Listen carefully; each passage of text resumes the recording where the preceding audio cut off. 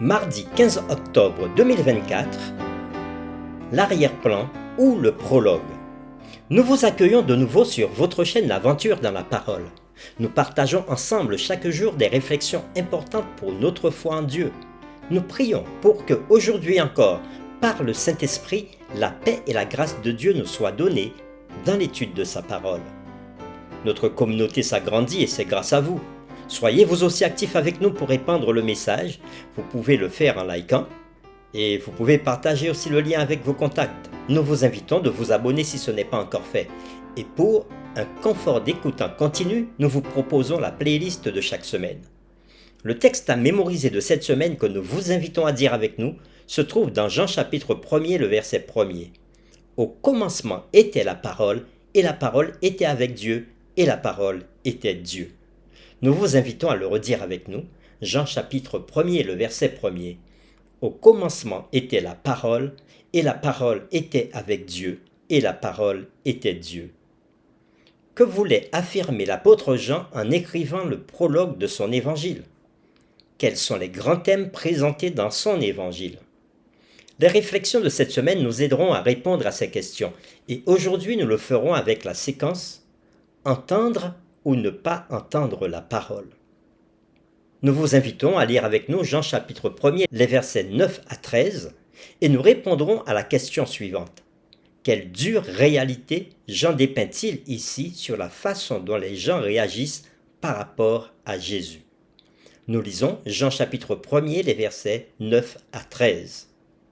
Cette lumière était la véritable lumière qui, en venant dans le monde, éclaire tout homme. Elle était dans le monde, et le monde a été fait par elle, et le monde ne l'a point connue. Elle est venue chez les siens, et les siens ne l'ont point reçue. Mais à tous ceux qui l'ont reçue, à ceux qui croient en son nom, elle a donné le pouvoir de devenir enfants de Dieu, lesquels sont nés, non du sang, ni de la volonté de la chair, ni de la volonté de l'homme, mais de Dieu. Après avoir lu Jean chapitre 1er, les versets 9 à 13, répondons à la question « Quelle dure réalité Jean dépeint-il ici sur la façon dont les gens réagissent par rapport à Jésus ?» Le prologue de Jean, donc dans Jean chapitre 1er, versets 1 à 18, décrit non seulement l'identité de Jésus-Christ, la parole, le logos, mais aussi la façon dont les gens se rapportent à lui dans le monde. Dans Jean chapitre 1er, le verset 9, il est appelé la véritable lumière qui éclaire toute personne qui vient au monde. Cette lumière illumine le monde, le rendant complètement compréhensible. Comme le dit l'auteur C.S. Lewis, Is Theology Poetry? Nous citons « Je crois au christianisme tout comme je crois que le soleil s'est levé, non seulement parce que je le vois, mais parce que par lui, je vois tout le reste. » Fin de citation. Considérez aussi les implications de ce que dit Jean 1er, le verset 9. La lumière vient à tout le monde, mais tout le monde n'accueille pas la lumière. Comme nous le verrons dans l'étude de demain, la façon dont les gens reçoivent ou rejettent Jésus est un thème majeur de l'évangile de Jean. Ce thème commence par ce passage. La triste litanie est que Jésus était venu à son propre peuple, le peuple d'Israël, et que beaucoup ne l'avaient pas reçu en tant que Messie. Dans Romains, les chapitres 9 à 11, Paul aborde le même thème tragique, celui de nombreux Juifs qui avaient rejeté Jésus. Mais Paul ne termine pas sur une note négative, disant en fait que beaucoup de Juifs ainsi que des gentils accepteront Jésus comme leur Messie. En effet, il avertit les gens de ne pas se vanter par rapport aux Juifs. Et il dit dans Romains chapitre 11 verset 24, « Si toi, tu as été coupé de l'olivier naturellement sauvage et hanté contrairement à ta nature sur l'olivier franc, à plus forte raison, eux seront-ils hantés selon leur nature sur leur propre olivier. » Fin de la lecture. Dans le même ordre d'idées, Jean dit que tous ceux qui reçoivent Jésus comme leur sauveur deviendront les enfants de Dieu. Cela se produit en croyant en son nom, comme on le voit au verset 12 et 13 du chapitre 1er.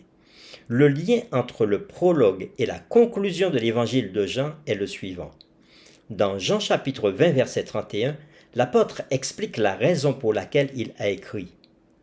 Et il dit « Afin que vous croyiez que Jésus est le Christ, le Fils de Dieu, et qu'en croyant vous ayez la vie en son nom. » Ainsi, l'introduction et la conclusion forment une sorte d'unité, des concepts liés qui enferment tout ce qui se passe entre eux.